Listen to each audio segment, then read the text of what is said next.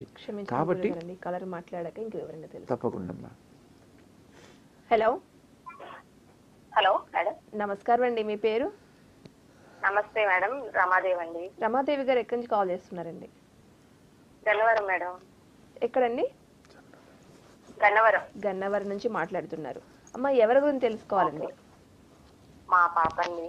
పాప పేరు, date of birth తెలియచేయండి. పాప పేరు సుకన్య రాణి. సుకన్య రాణి.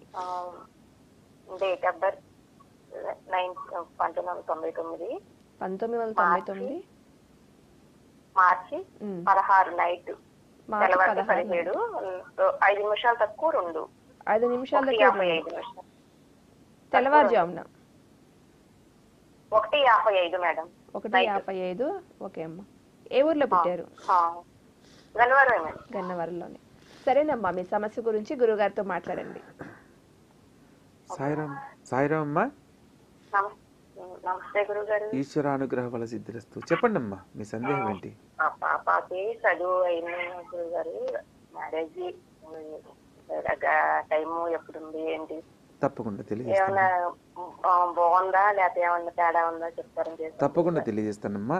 ఈ పాప జన్మ నక్షత్రం ప్రకారం శతభిష నక్షత్రం 4వ పాదంలో చతుర్దశి తిథి నాడు కుంభరాశిలో బుధవారం నాడు జన్మించిందమ్మా. అంటే అమావాస్య ముందు రోజు ఈ పాప జన్మించడం జరిగింది, అవునా? చెప్పండి గురుగారు. శతభిష నక్షత్రము ఈ పాపది. జాతకరీత్యా అమ్మ ఈ పాపకు చంద్రలగ్నాతు ద్వితీయ స్థానంలో రవి బుధులు, గురువు స్వస్థానంలో సంచరిస్తూ ఉన్నారు. అదేవిధంగా వ్యయ స్థానంలో కేతువు. ఈ పాప చేస్తున్న ప్రతి పనిలో కూడా కొంత మానసిక చింతన అనేది ఉంటుందమ్మా. తెలిసిన విషయాన్ని లేదా తెలిసిన పనిని కూడా చేయలేని స్వభావం ఎక్కువగా కలిగి ఉంటుంది. జాతకరీత్యా ప్రస్తుతం 2022 నుంచి 2025 నవంబర్ వరకు శని మహర్దశలో శుక్రుని యొక్క అంతర్భుక్తి జరుగుతూ ఉంది.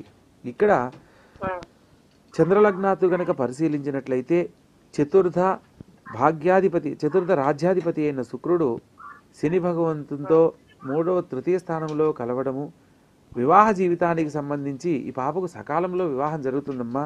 కానీ ఏదైనా ఒక సంబంధం అనుకోవడము, కొంత ఆ సంబంధం పెండింగ్ పడి మరలా కొంతకాలం తర్వాత అదే సంబంధం చేసుకునే పరిస్థితులు ఎక్కువగా ఉన్నాయి.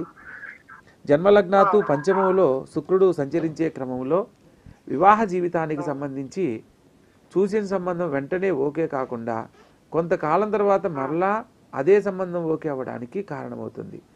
ప్రత్యేకంగా ప్రస్తుతం అయితే ఈ పాపకు శని మహర్దశలో శుక్రుడు అంతర్భుక్తి జరుగుతుంది. జాతకంలో శుక్రశనులు కూడా కలిసి జన్మలగ్నాతు పంచమంలో ఉండడం వల్ల ప్రత్యేకంగా శని భగవంతునికి సంబంధించిన కొన్ని పరిహారాలు కనుక ఆచరించినట్లయితే వివాహానికి సంబంధించి చేస్తున్న ప్రయత్నాలలో ఏదైనా ఆటంకాలు ఉన్నా తొలగిపోతాయి. ఇక్కడ తల్లిదండ్రులు కుదిర్చిన సంబంధమే అనుకూలించడానికి అవకాశం ఉంది.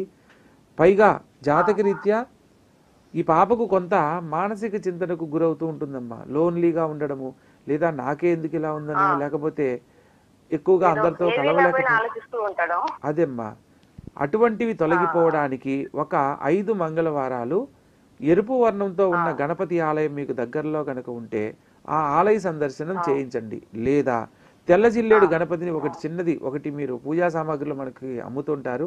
ఒక తెల్ల జిల్లేడు గణపతిని సేకరించి దానికి సింధూరంతో లేపనం చేసి ప్రతిరోజు ఓం గం గణపతయే నమః ఈ మంత్రాన్ని 21 సార్లు పఠించమని చెప్పండి అమ్మా.